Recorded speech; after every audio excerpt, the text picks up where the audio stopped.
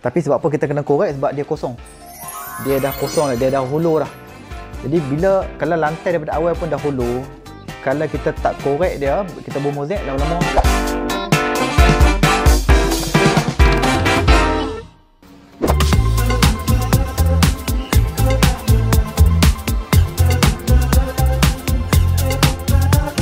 Right, so yang ni lam lah, okay.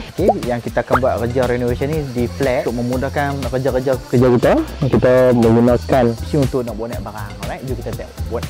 Jom kita nak datang untuk kita tengok mesin dia. Okay guys, yang ni lah mesin kita untuk kita nak buat menaik barang daripada bawah. Alright, kita menggunakan mesin ni lah.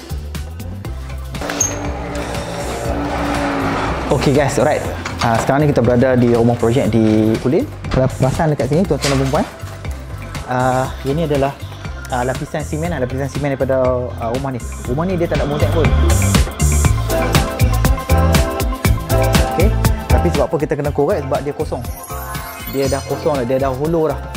Jadi kalau lantai daripada awal pun dah hollow, kalau kita tak korek dia, kita buat mozaik lama-lama, okey, akan lekang.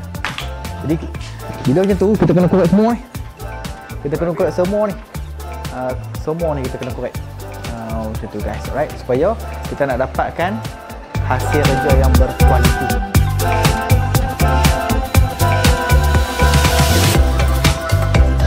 Memang kerja teruk, kita kena korek balik satu rumah. Bayangkanlah, tambah pula rumah flat kan, nak kena bawa turun batu-batu ni kan. Reno Mega memang lagu tu.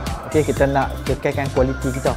Alright, tak apa kerja teruk, tak apa, yang penting customer puas hati guys. Alright guys, rumah ni kita target insya-Allah tak lama rumah ni start je, insya-Allah dalam sebulan setengah akan siap. Okey, rumah ni apa yang kita akan buat? Kita akan buat tingkap, pintu leng, ceiling plaster, jubin, kitchen cabinet, semua kita akan buat leng. Alright, tandas semua kita akan buat leng. Kena kata kita renovation satu rumah.